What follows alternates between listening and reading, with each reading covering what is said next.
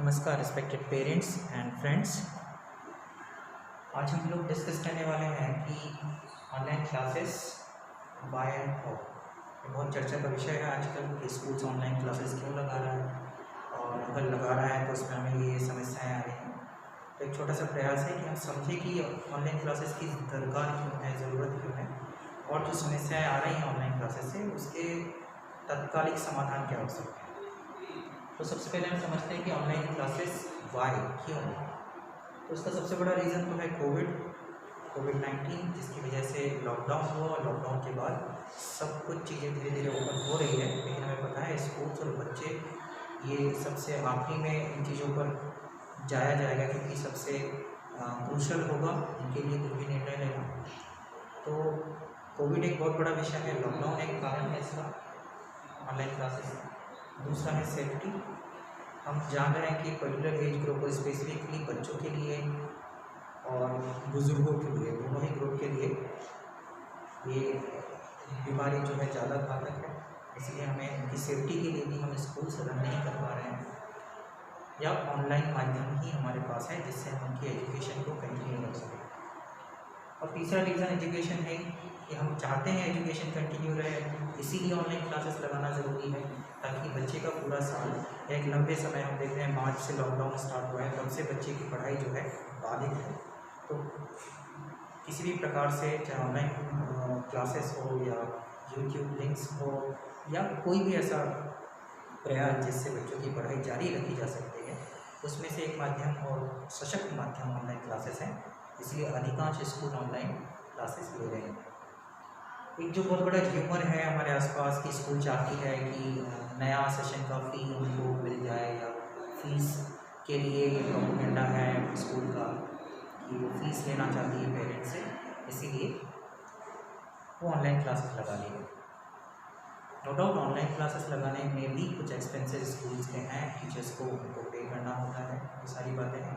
लेकिन अभी की वर्तमान परिस्थिति में तो हालात ऐसे हैं कि पिछले सेशंस के ही, चाहे वो 19-20 का सेशन हो या 18-19 का सेशन हो, उन सेशन की फ़ी रिकवरी भी अभी तक स्कूल्स की नहीं हुई।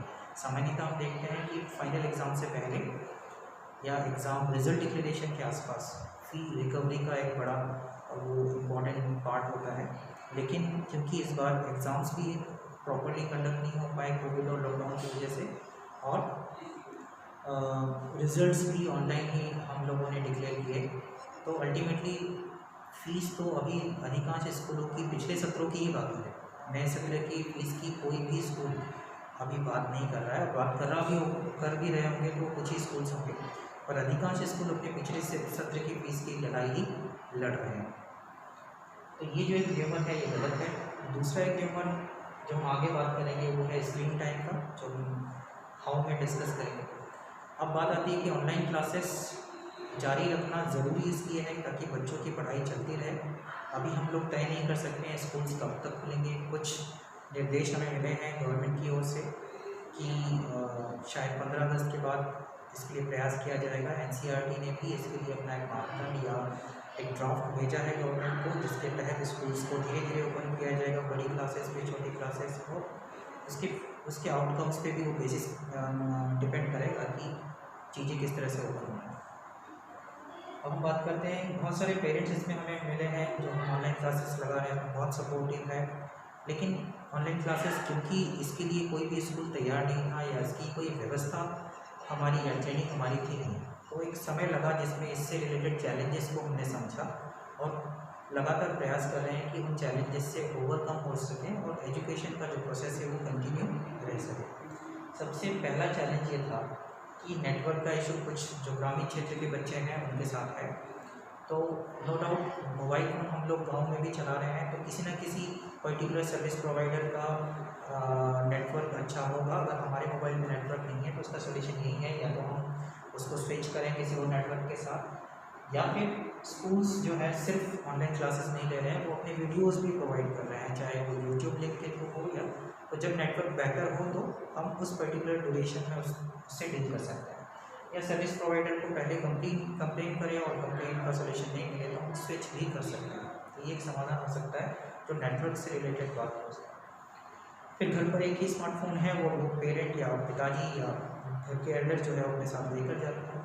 तो अभी इस ड्यूरेशन के लिए हम ऐसा एक सोल्यूशन कर सकते हैं कि पेरेंट जो है थोड़ा सा सेक्रीफाइस करे इसके लिए। बहुत सारे पेरेंट्स ने हमारे इस चीज़ को किया है। जब उनकी ये समस्या हमारे सामने आई थी तो हमने उनसे डिस्कस किया, उन्होंने इस चीज़ को एक्सेप्ट भी किया कि अगर वो चाहे तो कीपैड का फ़ोन अपने पास रख सकते हैं और स्मार्टफोन को घर पर छोड़ सकते हैं, ताकि जो ऑनलाइन क्लासेस चल रही है उसका फ़ायदा बच्चे को मिल सके।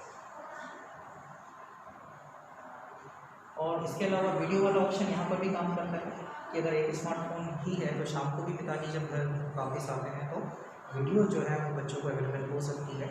उसी टॉपिक का एक जो वीडियो है उसकी मदद से पेरेंट्स अपने बच्चों की इस क्लासेस को कंटिन्यू कर सकें। स्मार्टफोन है ही नहीं, ऐसे कुछ पेरेंट्स हो सकते हैं लेकिन उनकी संख्या बहुत कम है। ऐसे पेरेंट्स के लिए हमने सुझाव दिया है कि या हमने उनसे डिस्कस करके ये बात की है कि या तो वो अपने रिलेटिव से आसपास जो लोग रहते हैं उनसे एक पर्टिकुलर ड्यूरेशन के लिए फ़ोन्स ले सकते हैं, जब वो अपने उनके वीडियोस अपने बच्चों को रिप्रेजेंट कर सकें। या फिर आजकल EMI पर भी ये कठिन होगा इस दौर में जब हम सब एक फाइनेंशियल क्राइसिस से गुजर रहे हैं। फिर भी अगर संभव हो तो EMI पर हम सस्ते से सस्ता स्मार्टफोन लेने का प्रयास कर सकते हैं, जिससे क्योंकि ये कितने लंबे समय तक चलने वाला है, कब से एक्चुअल क्लासेस रिज्यूम होगी, इसका कोई तय समय नहीं है। तो हमें आज नहीं तो कल इन सॉल्यूशंस पे जाना ही होगा। तो इसलिए जितनी जल्दी हो सके उतना कम नुकसान हमारे बच्चों की क्लासेस का होगा। स्क्रीन टाइम की एक बात आ रही है जो हम यहाँ बात कर रहे थे। तो स्क्रीन टाइम हम कुछ पेरेंट्स का ये भी वीडियोस हमने देखे, चाहे वो सोशल मीडिया पर है। पेरेंट्स ये कह रहे हैं कि हम कल तक ये बोलते थे बच्चों के पेरेंट्स को, PTM पे समझाते थे कि उनको फ़ोन्स मत दीजिए, और आज हम ही बोल रहे हैं कि उनको फ़ोन दीजिए और उस पर क्लास लगाइए। तो इसके लिए हम समझ रहे हैं, हम खुद नहीं चाहते कि बच्चे मोबाइल फ़ोन्स या उनका स्क्रीन टाइम बहुत ज़्यादा हो। इस पूरे पर्पस में या ये एक तात्कालिक समाधान है, ये लॉन्ग टाइम नहीं चलने वाला, ये अभी के लिए है और जब तक ये समस्या है तब तक के लिए है। हमारे बच्चे वैसे भी मोबाइल पर्टिकुलर ड्यूरेशन के लिए यूज़ करते थे, चाहे वो गेम्स हो या वो दूसरे वीडियोस देखना हो। उसी टाइमिंग को अगर हम इधर शिफ्ट कर दें, आई मीन टू से उनका स्क्रीन टाइम उतना ही रहे जितना पहले था, पर अब वो स्क्रीन टाइम उनके एजुकेशन में यूज़ हो, ऐसा प्रयास हमें करना चाहिए। फिर ये भी था कि बच्चे ऑपरेट करेंगे कैसे उनको, तो इसके लिए सभी स्कूल्स गूगल मीट या दूसरे माध्यमों से ऑनलाइन ट्रेनिंग भी बच्चों को देते हैं क्लासेस स्टार्ट करने से पहले। और हमने भी ये प्रयास किया कि 1st to 5th के लिए हम वीडियोस बना के ही प्रोवाइड करते हैं, ताकि बच्चे को ऑनलाइन क्लासेस के बाध्यता से मुक्त रखा जाए और वो बार बार वो वीडियोस को देख सकें अगर उसे ज़रूरत हो। और इसके बाद वो अपने टीचर से कम्युनिकेट कर सकता है, उसकी जो भी समस्या है, तो ईज़िली ये चीज़ें मैनेज हो पाएगी। तो 1st to 5th के लिए या प्राइमरी सेक्शन के लिए कोई ऑनलाइन क्लासेस हमने नहीं होती है, ताकि वीडियोस के माध्यम से बच्चे ज़्यादा आसानी से पढ़ सकें और उनको बहुत ज़्यादा ऑनलाइन क्लासेस के लिए ट्रेनिंग की या फिर उसके लिए अपडेट होने की ज़रूरत नहीं है। इसके लिए हमने ये भी प्रयास किया है, जो बड़ी क्लासेस है उसमें भी हमने डेली सिर्फ 2 ही पीरियड्स रखे हैं और उन पीरियड का टाइम भी बहुत लिमिटेड है। उसमें पूरे 40 मिनट्स के सेशन में भी बहुत अलग अलग पार्ट हैं, ताकि बच्चे उसको उन बच्चों का इंटरेस्ट उसमें बना रहे और वो आसानी से उन क्लासेस को अटेंड कर सकें। और 2 क्लासेस के बीच में लंबा गैप है, ताकि मोबाइल फ़ोन अगर हीट अप हो जाता है या ऐसे कोई डिस्चार्ज हो जाता है या ऐसा कोई भी इशू हो, उससे वो कोप अप कर सकें। अब ये भी एक समस्या हमारे सामने आई थी हमें कि हमारे घर पर एक ही फ़ोन है, 2 बच्चे हैं और उनके 2 अलग अलग क्लासेस हैं और कभी कभी वो दोनों क्लासेस एक साथ होती है, तो कोई एक बच्चा अपनी क्लास से वंचित रह जाता है। तो इसका भी समाधान हमने टाइम टेबल को व्यवस्थित करके, स्केड्यूल को अपडेट करके किया है। अब पूरे क्लास का, क्योंकि अब तो कोई टाइम ड्यूरेशन नहीं है कि 5 बजे तक स्कूल ख़त्म करना है 4 बजे तक, तो उसको हमने एक्सटेंड किया है और प्रयास ये किया है कि एक समय एक ही क्लास लगे, 1 टाइम 1 क्लास इसका सोल्यूशन है। तो लगभग जितने चैलेंजेस हमने अभी इस ड्यूरेशन में ऑनलाइन क्लासेस में फेस किया है, उसका कुछ ना कुछ समाधान करने का भी प्रयास किया है। ये समस्या सिर्फ स्कूल की नहीं है, ये समस्या सिर्फ पेरेंट्स की नहीं है, ये समस्या सिर्फ बच्चों की नहीं है। अगर हम वाकई में चाहते हैं कि बच्चों की पढ़ाई जारी रहे, तो ये समस्या हम सबकी है और इसका समाधान करने के लिए भी हम सबको प्रयास करना होगा। इन सब चीज़ों का एक ही उद्देश्य है, या जितनी भी मेहनत स्कूल कर रहा है या पेरेंट की तरफ से जो सपोर्ट है, या बच्चे भी जो आगे रहकर इस तरह की वर्चुअल क्लासेस के लिए भी खुद को तैयार कर रहे हैं या उसका फ़ायदा ले रहे हैं, इन सबकी मेहनत का एक ही मकसद है कि जो पढ़ाई का या शिक्षा का जो क्रम है, जो प्रवाह है, वो बाधित ना हो कोविड-19 से या ऐसे किसी भी आगे आने वाली चुनौती से। तो एक अच्छा अवसर है कि हम दूसरे माध्यमों से भी अपने शिक्षा को जारी रखने का प्रयास कर रहे हैं। होपफुली ये डिस्कशन हमें और मदद करेगा कि हम किस तरह से हमारी ऑनलाइन क्लासेस को या इस चैलेंजिंग फेज़ में एजुकेशन के प्रोसेस को कंटिन्यू रख सकते हैं। Thank you very much.